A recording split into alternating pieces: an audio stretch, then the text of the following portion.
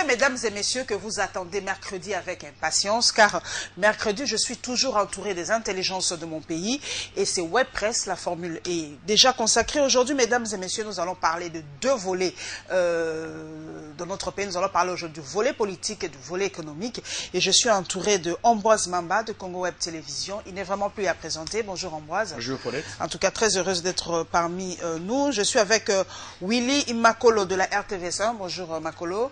Oui, bonjour Paulette. Voilà, c'est la première fois qu'il passe à Web Presse. Vous allez le découvrir et je ne crois pas que ce sera la dernière fois, hein, parce que Web Presse, c'est vraiment la place, vraiment la bouche autorisée pour les journalistes de s'exprimer aussi, parce que c'est eux les analystes, les historiens du présent, comme on le dit.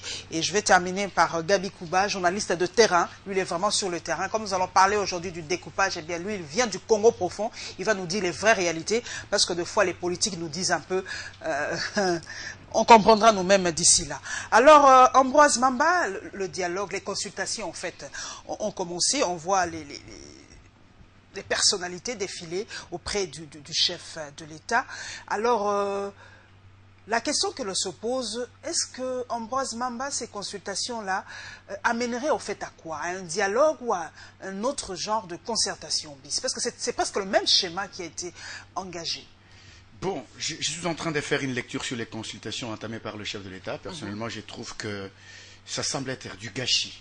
Vous allez m'excuser les termes. Ça semble être du gâchis parce que le chef de l'État a tout débuté par un émissaire qu'il a envoyé auprès du DPS, l'UNC et d'autres partis de l'opposition, en l'occurrence M. Kalev qui est de l'ANR.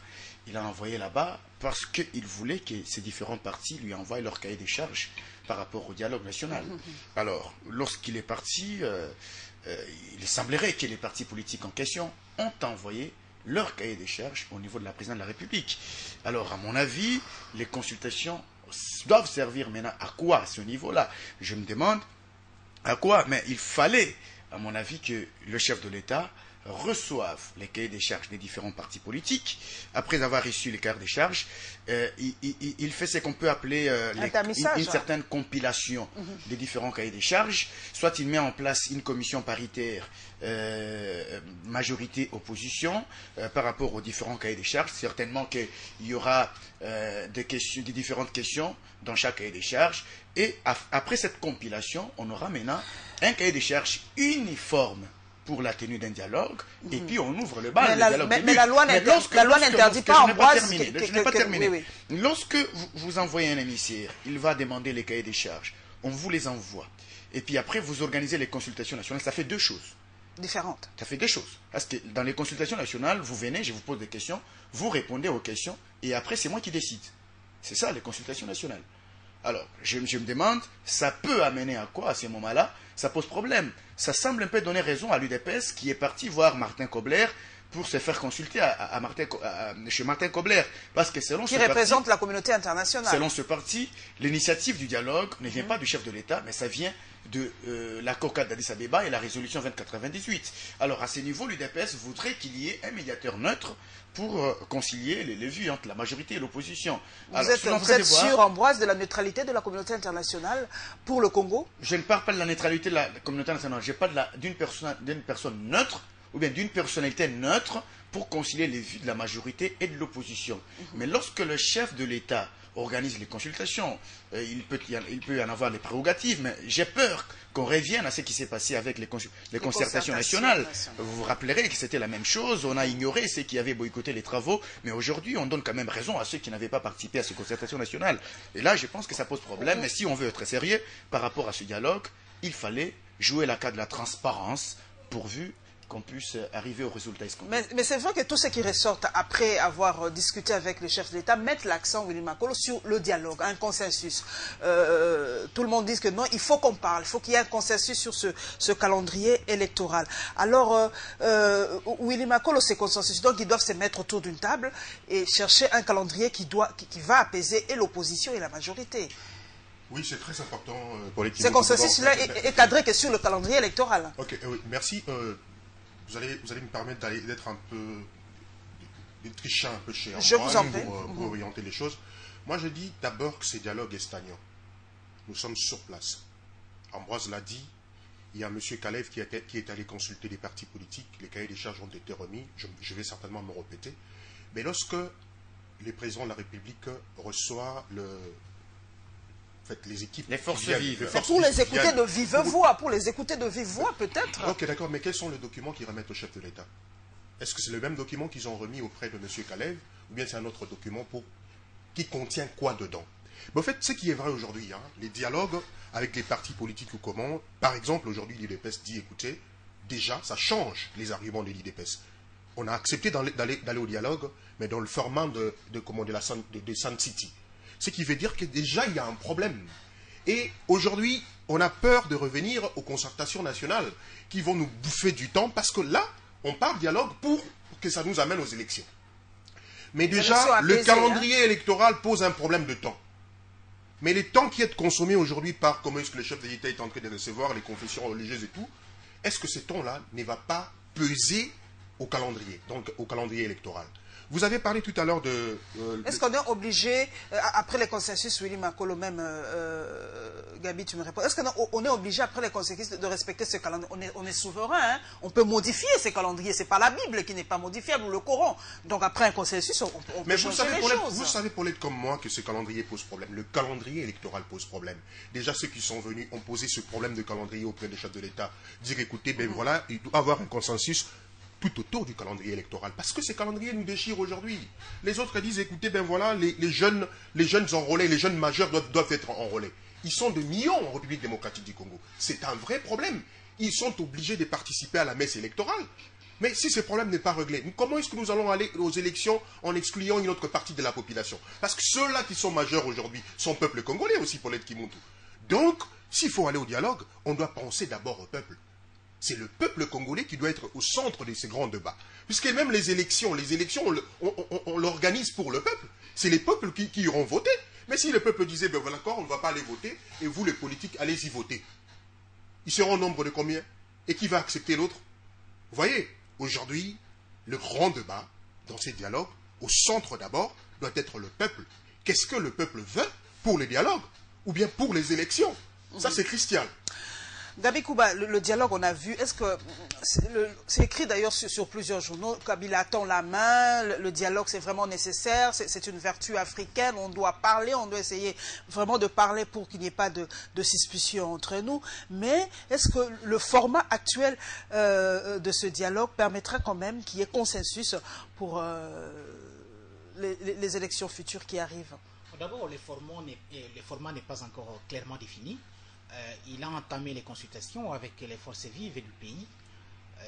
Il faut se rappeler qu'en 2013, les concertations nationales ont abouti en tout cas à un échec, parce que lorsque vous entendez même ceux qui ont participé à ces concertations de 2013, ils vous disent que sur les 650 résolutions, il n'y a que la résolution la plus pertinente d'après les concertateurs qui a été respectée, la fameuse formation d'un gouvernement de cohésion nationale. Aujourd'hui, je ne sais pas s'il existe un thermomètre pour mesurer il y a un bémol, par rapport au gouvernement national, on pensait réellement que le ministre actuel le degré de cohésion nationale. Donc ça a été un échec. Et par rapport à ces formats dont vous parlez, aujourd'hui, le format n'est pas clairement défini. On a commencé d'abord par envoyer l'émissaire auprès des partis politiques les plus représentatifs, entre guillemets, qu'on le veuille ou pas, mais sinon, l'UDPS, les MLC, l'UNC sont des partis qui viennent en deuxième, troisième, quatrième position, et derrière le PPRD qui a une forte représentativité au niveau de l'Assemblée nationale. Donc, le format n'est pas défini. On va voir quels sont les acteurs qu'on va inviter. Ça, on va parler de quoi par rapport au cahier de charges dont tous les confrères parlent ici, et que veut réellement le pouvoir. Parce que le pouvoir aujourd'hui disait, voilà, la caravane passe et puis les chiens aboient avec les concertations de 2011. Mais on se rend compte que ceux qui avaient participé aux concertations nationales n'avaient pas apporté la vraie caution dont le régime en place avait besoin pour consolider le pouvoir, consolider l'unité nationale, consolider la cohésion nationale. Et on s'est rendu compte après qu'on avait négocié, on reprochait aux autres d'avoir pratiqué la politique de la chaise vide, mais ceux qui avaient pratiqué la politique de la chaise pleine n'étaient en réalité que des coquilles vides qui n'avaient pas apporté des garanties suffisantes au régime.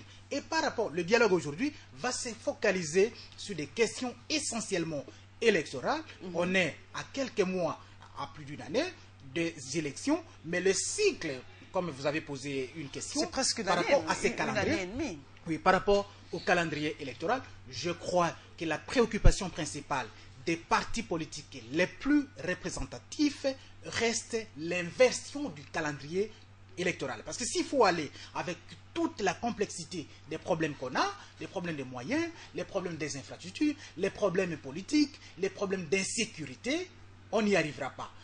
D'autres élus ne sont pas moins importants que le président de la République. Les élections locales, municipales, sénatoriales et consorts sont aussi importantes. Mais où serait l'exigence, par exemple, en ce qui concerne les mandats? L'exigence, c'est en ce qui concerne le mandat du président de la République. D'où il faut commencer par la question la plus cruciale. Et je crois que lors de ces consultations qui pourraient peut-être aboutir à un dialogue, il faudra parler de cette question de l'élection présidentielle avant les autres élections. C'est vrai que le président a commencé par les forces vives. Hein. On a vu en tout cas beaucoup de personnalités défiler et tout ça, mais le peuple voudrait bien savoir, vous l'avez d'ailleurs dit en demi-mot, que l'UDPS est allé voir Martine Kobler pour les consultations. Mais apaisantez-vous un peu sur ça pour qu'on comprenne. Est-ce que l'UDPS ne va-t-il pas à contre-courant de la réalité congolaise? Parce que tout le monde va vers le chef de l'État. Si vous avez des problèmes, des soucis, vous allez vers le chef qui va vous garantir certaines choses. Il faut d'abord retenir que nous sommes en politique. Je me rappelle d'un message des vœux pour l'année 2015 du président de l'UDPS, Etienne Tshisekedi, qui a appelé au dialogue. À l'époque, il l'a dit, oui. À l'époque, il n'avait pas encore reçu chez lui M. Kalev. Il n'avait pas encore reçu Kalev. Je me rappelle qu'il y a eu encore une demande du dialogue par rapport à l'UNC ainsi que les forces politiques et sociales qui avaient demandé le dialogue en son temps. Il y avait même une plateforme, ainsi de suite, pour le vrai dialogue. Le chef de l'État n'avait rien dit par rapport à ça. Moi, c'est qu'on a dit oui au dialogue à condition de ne pas déborder. Le temps est passé. Le temps est passé. On voit cette fois-ci le chef de l'État envoyer un émissaire auprès de ses partis pour parler cette fois-ci dialogue. Ça, c'est très important. L'UDPS dit, ok, on y est. L'UNC semble un peu prêter des intentions au niveau du chef de l'État, parce qu'on a dit, mais à l'époque où on avait demandé les dialogues, vous aviez dit niet, mais cette fois-ci, vous évoluez. Qu'est-ce qui vous prend actuellement? Il y a un peu un procès d'intention du côté de l'UNC par rapport au chef de l'État. Mais l'UDPS dit oui au dialogue. Mais l'UDPS s'est dit, sur base de quoi nous devons dialoguer? Il se pose maintenant un problème de sous-bassement du dialogue. Qui initie le dialogue? Quels sont les documents juridiques sur lesquels est fondé ce dialogue? L'UDPS part de la résolution 2098, ainsi de suite de l'accord cadre d'Addis Abeba. Alors, de ce point de vue, l'UDPS s'est dit, parce que j'ai des choses à dire au pouvoir en place, il me faut alors un médiateur neutre. Alors, s'il faut que maintenant, je dois aller vers celui qui tient le pouvoir actuellement, celui qui a l'impérium, parce que l'UDPS était en train de se battre pour l'impérium, il n'en a jamais trouvé. Alors celui qui a l'impérium actuellement, mais faire encore consulter chez celui-là, ça risque de poser problème à ce niveau-là. Il risque d'être à la fois juge et parti. Alors, Gabi vient de parler tout à l'heure du mandat présidentiel. Il y a beaucoup de problèmes à la fois. Il y a le problème du glissement, dont on parle. Il y a le problème du troisième mandat, d'un éventuel troisième mandat du chef de l'État, dont on parle. Il y a le problème du calendrier électoral qui pose déjà problème, où il y a parlé du temps par rapport à ce calendrier électoral. Comment on va résoudre ce problème? Alors, lorsque vous parlez du troisième mandat, c'est-à-dire que vous parlez directement de Joseph Kabila. Lorsque vous parlez du glissement, vous parlez directement de Joseph Kabila. Alors, celui dont vous parlez, c'est celui-là qui consulte. Ça pose problème à ce moment-là. Donc, nous parlons de vous et vous nous consultez. L'UDPS veut parler de Joseph Kabila et Joseph Kabila consulte. Vous voyez? Donc, l'arbitre est à la fois acteur. Voilà là où ça pose problème. L'UDPS qui a dit oui au dialogue, elle s'est dit, bon, niet. Mais nous voulons parler de lui. Comment est-ce que lui va nous consulter? Allons-y vers un médiateur neutre. L'UDPS s'est choisi Martin Kobler parce que son nom se trouve dans la résolution 2088 du Conseil de sécurité des Nations Unies. À ce niveau, l'UDPS s'est dit jouer la carte de la transparence. Alors, est-ce que le chef de l'État comprend l'UDPS de cette manière-là? Point d'interrogation. Est-ce que le chef de l'État veut effectivement jouer la carte de la transparence? Point d'interrogation. Est-ce qu'il y a des problèmes par rapport à un agenda caché au niveau du pouvoir de Kinshasa, par rapport à un glissement, par rapport à un éventuel troisième mandat? Point d'interrogation. C'est à ce niveau qu'il faut qu'on puisse éclaircir l'opinion, qu'on dise effectivement, si nous voulons aller au dialogue, voilà les problèmes. Le cahier de charge doit être clair. vous voyez les différentes personnalités qui sont parties. Ils ont parlé, le chef de l'État a écouté. Mais je me suis en train de me demander si le chef de l'État lui-même a dit à ses hôtes ce qu'il veut lui-même de ce dialogue. Qu'est-ce qu'il veut qu'on parle dans ce dialogue? Je me demande s'il l'a dit. Jusque-là, les différents intervenants qui sont passés à la presse ne l'ont pas dit. Oui, Willy Makolo Mosengo a dit, hein, il est disposé pour les dialogues, il faut toujours dialoguer, mais il n'est pas prêt, lui, pour tenir, en tout cas, les travaux. Pour vous parlez de Mosengo, il faut récapituler les images qui sont passées de différentes... Il y a eu plusieurs... Bon, ok, d'accord. Mosengo a dit autre chose, dit une chose, Marini va venir dire autre chose, les autres vont venir dire autre chose. Déjà, au départ, déjà le langage de toutes les personnes reçues par les chefs de l'État... C'est pas la même chose. C'est pas la même chose. C'est déjà un problème, puisqu'on parle dialogue. C'est-à-dire quand les chefs vous reçoivent, vous sortez de la discussion avec le chef, vous devez quand même comprendre le pourquoi est-ce que vous avez appelé. Donc, les langages doivent avoir quand même une communion centrale. Mais aujourd'hui, quand on parle des élections, ou bien on parle des dialogues, Ambroise l'a dit, on parle en même temps des élections, parce que ces dialogues-là, l'UDPS pose beaucoup de problèmes. L'UNC pose problème. Comment est-ce que le parti de Martin Fayoulou, SID, ne veut pas aussi du dialogue? Mais déjà, aujourd'hui, quand on parle dialogue, on ne peut pas revenir aux concertations nationales. C'est vrai qu'il n'a pas eu à faire l'unanimité de partis politiques, mais aujourd'hui, c'est les chefs de l'État qui invitent. Mais l'IDPS dit non. Les chefs de l'État lui-même est un problème. Nous aussi, nous sommes un problème. Qu'est-ce que écoutez, on doit quand même... Nous sommes ici pour réfléchir. N'oublions pas. Moi, c'est comme si c'était hier. Lorsqu'on a publié les élections ici, le Joseph Kabila prête serment. Tshisekedi prête serment chez lui à la maison. Pour Étienne Tshisekedi, il est le chef de l'État de ces pays, entre guillemets. Mais c'est déjà un problème. Tshisekedi va accepter de venir voir Kabila, et Tshisekedi lui-même se sent dans la peau d'un président de la République. Vous comprenez? C'est dans la tête de Tshisekedi, même si les gens ne veulent pas qu'on le dise haut. Mais c'est dans la tête des gens de l'UDPS aujourd'hui. Pour eux, Ambroise l'a expliqué, au moins au centre, il doit y avoir une personne neutre.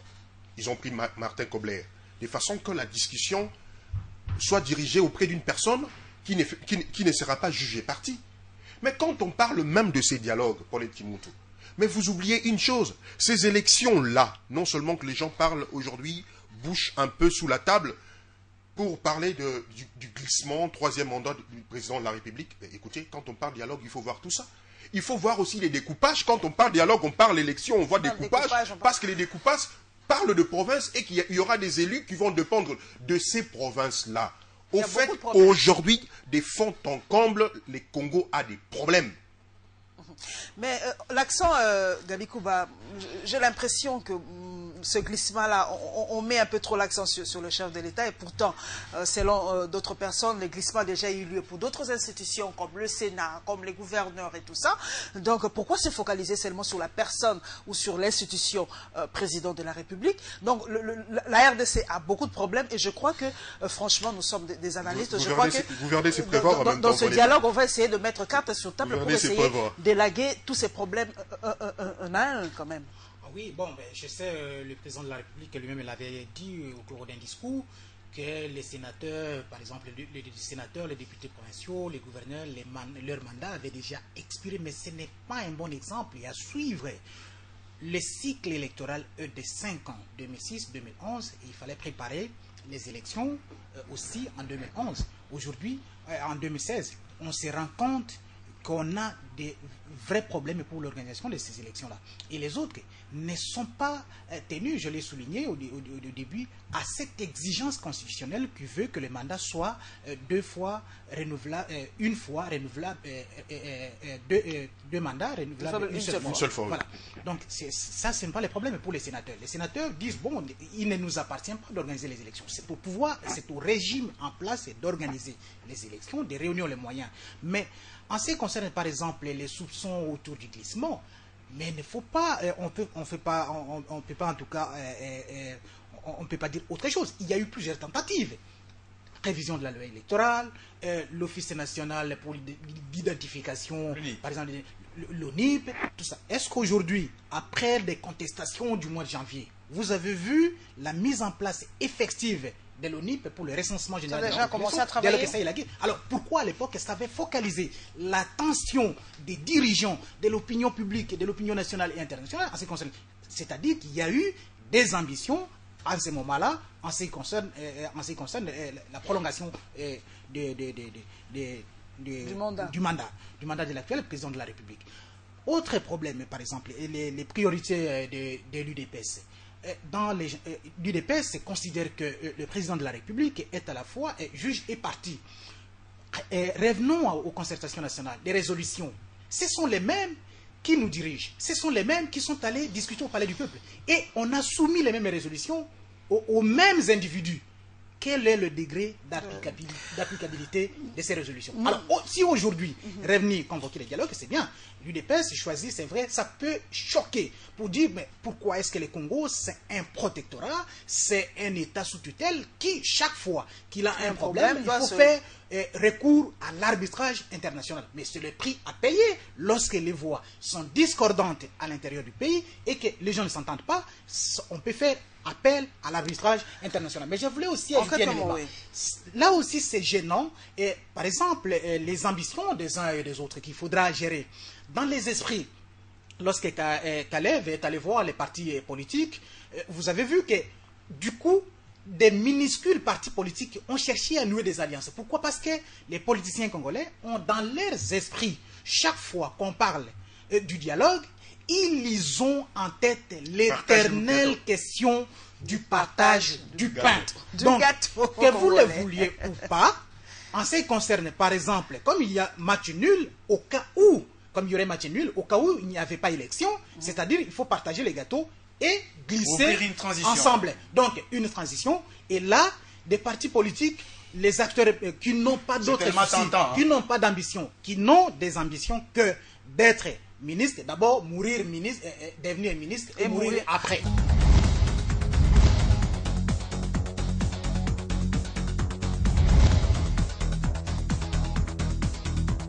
Volet économique, mesdames et messieurs, tout est relié, hein, donc tous les secteurs sont reliés. Nous le savons, Ambroise Mamba, les élections vont être là. On aura 26 provinces maintenant hein, en République démocratique du Congo. Le découpage est là, mais c'est aussi parmi les problèmes. Ce découpage-là. Je sais que vous êtes journaliste de terrain. Est-ce que vraiment ce découpage-là est déjà effectif? Comment ça va se faire? Est-ce que vraiment la RDC aujourd'hui est capable de tenir financièrement ce découpage? Bon, la question est un peu importante. La 26 provinces, sur document. Hein, sur document, 26 provinces. Mais en réalité, je ne connais que 11, 10 plus la ville-province de Kinshasa. Alors, est-ce qu'avec ces 26, il y aura de moyens? Là, c'est un autre problème qui vient de s'ajouter. Là, nous avons d'abord un problème du calendrier électoral, dont on n'a pas suffisamment de moyens. Il faut donner beaucoup de moyens à la CENI pour qu'on organise les élections dans les délais constitutionnels. Nous sommes nous-mêmes bloqués, pas peut-être bloqués, mais nous sommes nous-mêmes mis en difficulté avec la problématique des 26 provinces, parce qu'il faut beaucoup de moyens, il faut les infrastructures partout. Je me rappelle là, il y a eu une tribune importante de l'ancien Premier ministre Adolphe Muzito. Bon, je ne vais pas faire ses éloges. Il a réfléchi à haute voix que la RDC était un État sans province. Un État sans province, quelque part, parce que si on parle des 26 provinces dans les documents, et lorsqu'on promulgue une loi, il y a une formule, on dit toutes les dispositions contraires à la présente loi sont abrogées. Ça veut dire qu'il n'existe même pas 11 provinces. Donc la RDC, c'est un État sans province. Il a réfléchi comme ça à haute voix. J'ai dit, mais niet, l'ancien Premier ministre a trouvé le mot qu'il fallait, justement. Et Adolphe Muzito, à ce niveau, il a pris son courage, tout en étant à l'Assemblée nationale comme député national. C'est un économiste. Il a dit, mais il y a des problèmes qu'il fallait résoudre. Et de ce côté-là, il a raison. Et je ne vois pas comment on va résoudre la question. Est-ce qu'on aura également au dialogue pour parler des 26 provinces, pour qu'on oublie un peu les 26, qu'on revienne sur les 11? Ce sera sur base de quelle loi? Il faudra que le chef de l'État publie notre ordonnance présidentielle. Je suis en train de me demander, le chef de l'État est à 1 année et demie de la fin de sa mandature. À 1 année et demie, s'il vous plaît, de la fin de sa mandature. Vite, hein? Ça passe très vite.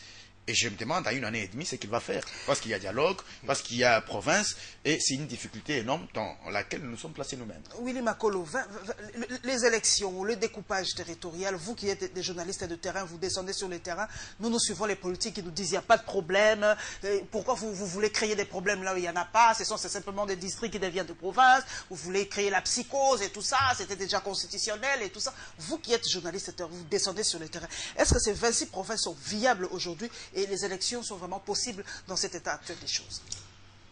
Paulette Kimuntu, vous savez, tout à l'heure, je disais, il y a des problèmes partout en République. C'est qu'il y a encore d'autres problèmes qui s'ajoutent. C'est-à-dire, aujourd'hui, on parle de découpage, on est obligé de quitter de 11 provinces à 26 provinces, promulguées par le chef d'État.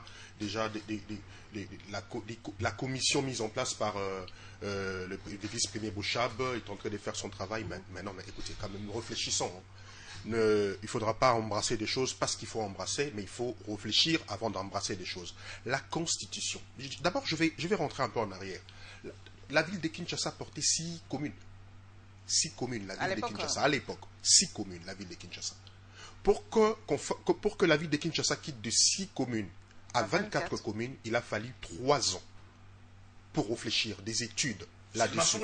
Pour la ville de Kinshasa. 3 ans. Mais alors pour la République démocratique du Congo, 80 fois la Belgique, vous allez découper la République démocratique du Congo à coup de bâton magique. Mais allons-y un peu. Écoutez, on ne peut pas accepter des choses comme si c'était facile. Même le boulanger qui fabrique le pain, ce n'est pas... Il entre, il sort avec un panier plein de pain. Non. Mesurer la farine, la levure, mais oui. Il y a certainement mon frère Gabi qui va essayer un peu de pouvoir enchérir parce que lui fréquente beaucoup plus de provinces. Moi, je vous dis, il y a des problèmes.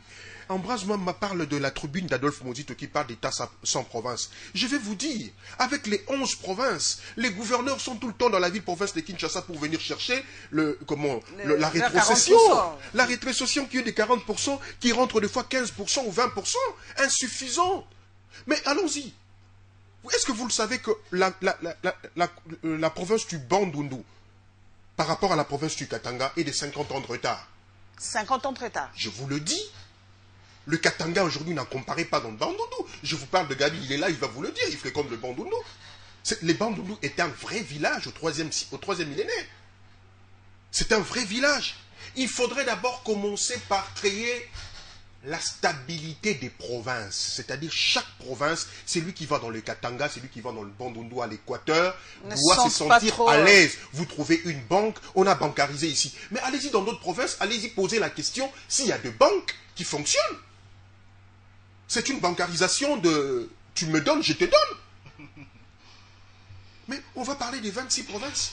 Déjà, les 11 provinces, la rétrocession était un problème. Vous parlez des 26 provinces. Où est-ce que va siéger les assemblées provinciaux? Ils seront où? Sous les arbres. Mais ça viendra avec le temps. Ça viendra avec le temps. Avec le temps. Les élections s'approchent. Vous dites, Paulette Kimuntu, que ça viendra avec le temps. Vraiment, on est là pour réfléchir. Paulette Kimuntu.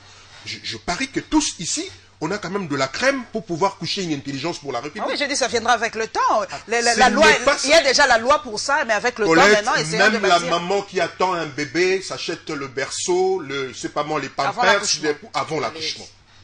Gabi Kouba, vous qui venez vraiment dans les provinces, les infrastructures, comment ça se présente? Prenons un coin comme, on a cité ma province, j'étais un peu choqué, 50 ans de retard par rapport au Katanga, j'ai reçu une bonne gifle, mais parlons un peu du Bandundu d'où vous venez. Quelle infrastructure il y a pour avoir une province, par exemple? Qu'est-ce qu'il faut? Qu'est-ce qu'il faut pour... Voilà, je manque même des mots, ça m'a tapé vraiment sur la tête. Qu'est-ce qu'il faut faire pour avoir une province viable, en fait? Vous revenez souvent sur cette question de la viabilité. Voilà. Est-ce que les 11 provinces sont d'abord viables? Est-ce que Kinshasa est une ville viable? C'est une question majeure, ça. Lorsque vous êtes à l'étranger, vous regardez l'aéroport, vous regardez la capitale, Kinshasa, quittez seulement le boulevard Lumumba, 30 juin, entrez sous l'avenue de l'université, allez vers Selembao, allez à Bumbu, et vous allez voir, allez à Kimbanseke, et vous voyez ce que vous avez comme infrastructure. La semaine passée, j'étais dans un service de l'État, ici à Kinshasa, pour un document. J'arrive dans un bureau à Gombe pour demander les documents. Le préposé me pose la question si j'avais 200 francs pour acheter le papier. Si à Kinshasa, on peut vous poser cette question, et en province, les 50 toutes les provinces sont des provinces arriérées. Donnez un exemple, papa. Vous êtes allé, par exemple, où dans le Bandundu? Vous prenez l'exemple, par exemple, les 3 futures provinces du Bandundu, le Maïndomé. Le Maïndomé, quand vous êtes à Inongo, chef-lieu de la province de Maïndomé, à part la maison diocésaine, appartenant à l'église catholique, vous avez quelle infrastructure là-bas? Prenez l'exemple de la province de l'Équateur, la province la plus éclatée. 5 provinces. Chouapa, chef-lieu Bouende, Sud-Ubangi, Nord-Ubangi. C'est où? La province orientale. Même lorsque Willy parle de la province du Katanga comme la province la plus avancée. Lorsque vous quittez, par exemple, la partie sud, Likasi, Kolwezi, là, Ambroise nous renforcera. Allez vers le nord, Katanga, et vous regardez les conditions de vie. C'est pire. Vous dites, toutes les provinces sont les mêmes.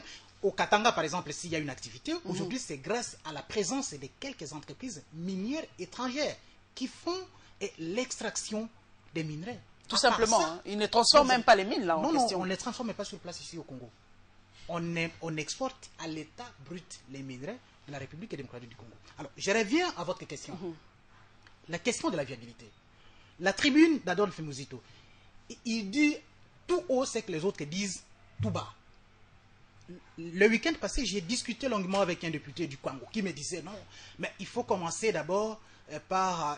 D'ailleurs, il m'a posé la question, vous savez qu'en 1960... On avait déjà les 26, ça avait déjà existé en 60. Est-ce que ça avait existé dans les mêmes contextes? Regardez la modicité du budget de l'État. Les gens, par exemple les aigris, ceux qui ne sont pas représentés dans les institutions, telle communauté, telle province, tel territoire. Mais si vous prenez tout simplement les moyens, parce qu'il faut découper. Avant de découper, est-ce qu'on avait décentralisé? Les gens font des procès d'intention à Mouzito. J'ai suivi même des critiques auprès des membres de sa même famille politique qui disaient qu'il a été Premier ministre. Ouais, Mouzito a un argument de taille. Est-ce qu'à l'époque, il existait une loi en ce qui concerne la rétrocession ou le découpage? Alors, comment devrais-je rétrocéder à l'époque où il n'y avait pas un cadre légal? Ça, c'est l'argument de Mouzito. Et c'est compréhensible à ce niveau. Alors, aujourd'hui, les gens voient seulement les découpages. Les gouverneurs, vous pouvez être élu gouverneur de Maïndombe, de Kwango, ainsi de suite. Mais où est-ce que vous allez vous installer? Où est-ce que vous allez rouler? On peut vous donner des jeeps, les avantages, parce que ça nous intéresse plus, ces moyens pour nous enrichir. Mais où est-ce que vous allez vous installer? Et il ne faut pas non plus l'oublier. Les administrations actuelles dans les provinces, et l'une des tribunes de Mouzito, lorsqu'il dit un État sans province. Mais regardez la partie est du pays, la province orientale. Mais l'autorité de l'État est pratiquement absente. Vous ne sentez déjà pas que hier à Goma, il y avait... Et dans ces découpages, à part, il y avait une situation assez critique à Goma, les institutions, aujourd'hui, un confrère l'a souligné ici, les assemblées provinciales. Ah oui, mais les assemblées provinciales n'ont pas de siège. Même ici à Kinshasa, le siège de l'assemblée provinciale, 8 ans durant. Lorsqu'on commençait, moi j'étais permanent pour couvrir l'actualité au collège Boboto. Aujourd'hui, l'Assemblée provinciale de Kinshasa est une institution sans domicile fixe. Ça s'y ajoute, et il faut tout découper et il faut tout décentraliser. Les cours et tribunaux. Prenons les cas, par exemple, du Bandundu, où la cour d'appel était à Bandundu-Ville. Maintenant, il faut avoir 3 cours d'appel. À Kenge, à Bandundu, à Kenge, à Bandundu-Ville, et puis à Inongo. Alors, non seulement ça, les régions militaires, il faut aussi les éclater. Vous avez 11 chefs d'État, majors des régions militaires. Maintenant, il faut 26. Les inspecteurs de la police, les services du fisc, la DGRAD, la SONA, l'Office, tous les services de l'État. 26. Et vous regardez tout ça, on doit le faire à ce laps de temps. Avant les élections. S'il faut le faire avant les élections, vous regardez, le découpage constitutionnel n'a rien d'illégal. C'est une démarche, c'est une disposition tout à fait légale parce que vous avez voté la Constitution par référendum et vous avez accepté les 26 provinces. Mais face à la complexité de tous ces problèmes, ça paraît illusoire. À moins qu'on soit dans un autre schéma. Parce que s'il faut découper, les 90 fonctionnaires qui devraient se rendre compte, mais vous savez qu'une délégation s'est rendue à l'Équateur, en Bandaka avec le ministre chargé de la décentralisation, pour se rendre compte de l'état de ce découpage territorial. L'avion n'a même pas pu atterrir à Bouende, chef-lieu de la future province, ou de l'actuelle province. Tout le monde, c'est les données pour tout le tableau. Oui. J'aimerais un peu ranger mon frère Gabi. Vous savez, il y a un sérieux problème. Il y a un sérieux problème. Et à un moment donné, je me dis, mais est-ce que c'est vrai On vient de vous le dire tout à l'heure. Moi, j'ai été une fois dans le Bandundu, dans le Bandundu chez les Masakata. À Inongo. À Inongo. J'ai été à Bokoro. Vous descendez à Tolo. Pour arriver à Bokoro, c'est 6 heures.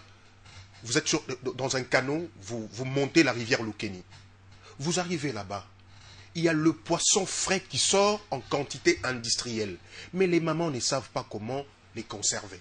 Ils sont obligés de faire de petits étangs pour vendre des poissons de vie.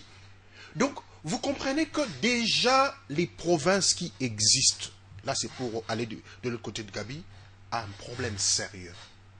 Les problèmes existent déjà. Les problèmes sont déjà là. Les problèmes sont là, c'est vrai que vous avez énuméré, mais c'est peut-être par ce dialogue qu'on va essayer de mettre tout sur table, essayer d'arranger. Donc, on va avoir une administration de l'État qu'on ne saura pas contrôler. Mais on a déjà choisi, hein, la Constitution est déjà claire, c'est 26 provinces. Mais on pense même à prospective. Mais on doit y aller. Comment on peut peut-être y aller mollo. On doit y aller mollo aussi, peut-être. Le problème, c'est qu'il ne faut pas dire qu'on doit y aller. Hein. Mais on est déjà là. Quand ça devient un devoir, on va se retrouver contre un mur et puis on va pleurer, on va pleurnicher. Je pense qu'ici, à mon avis, il faut être humble, s'humilier, comprendre qu'on a mal fait. On a mal fait les calculs et puis qu'on revienne en arrière. Mais les 26 problèmes ne sont pas un mal en soi. Il y a un problème. C'est pas un mal en soi. Non, ce n'est pas ça le problème. C'est rendre ce n'est pas ça le problème. Le problème ici, c'est le problème de la viabilité des provinces. Les 11 ne sont d'ailleurs pas viables. Et est-ce que les 26 le seront? Point d'interrogation. On peut même répondre par la négative. Est-ce que les 26 seront viables? Non. Ici, il fallait peut-être qu'on accepte ce que l'ancien Premier ministre Adolphe Muzito a expliqué. En tant qu'économiste, ancien Premier ministre, il connaît le problème de ce pays. Il a expliqué à travers différentes tribunes qui ont été publiées dans la presse. Il faut que le tenant de pouvoir aujourd'hui, les ministres de l'Intérieur, ainsi de suite, comprennent qu'il y a de la leçon à tirer là-dessus. Au lieu de persévérer dans un certain autoritarisme, parfois il y a aussi un problème de complexe, on ne veut pas accepter l'autre lorsqu'il y a des bonnes idées, ainsi de suite. Alors, le problème de viabilité des provinces contraste avec la vision même quinquennale du chef de l'État. Révolution de la modernité. Donc il y a vraiment un contraste terrible là.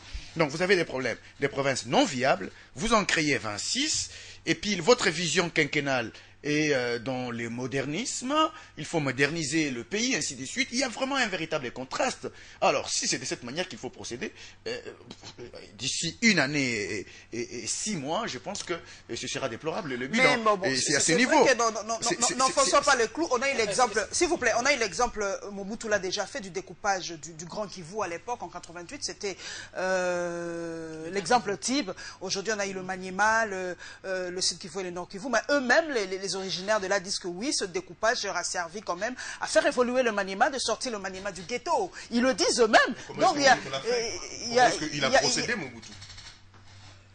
Oui, je vous en prie. Pour le Maniema, par exemple, prenons l'exemple. Aujourd'hui, le Maniema a le Kindu comme sous-province. Aujourd'hui, il y a des infrastructures dans le Maniema. Et tout ça, le Maniema est sorti du ghetto. Peut-être ce découpage peut aider les petites provinces ou les petits districts à sortir du ghetto. Personne n'est contre les découpages. Même les Grands Kivu qui a été découpé à l'époque du maréchal Mobutu, vous n'allez pas dire que tout est allé très bien et très vite.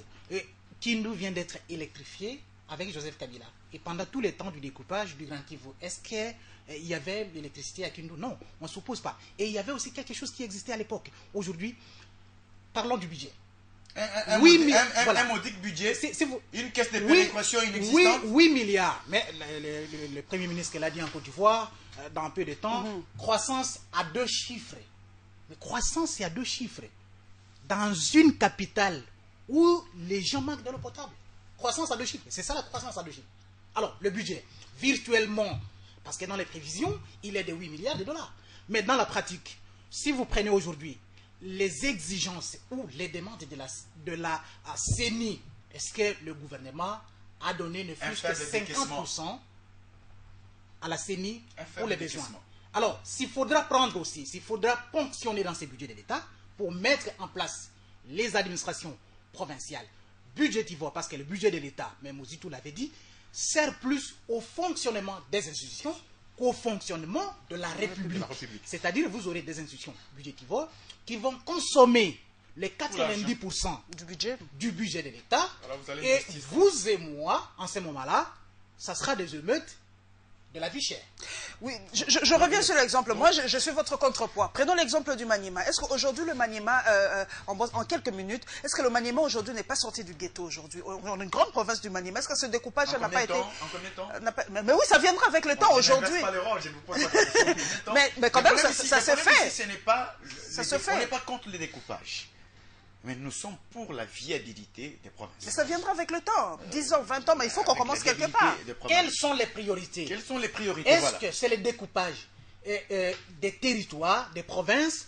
Il y a un autre problème. Il y a un autre problème. Le problème de la mise en œuvre de la décentralisation. Le problème de la mise en œuvre de la décentralisation. Avec les 11, ça n'a pas allé. La décentralisation, on a commencé par, ça descend 15, 10%, ainsi de suite.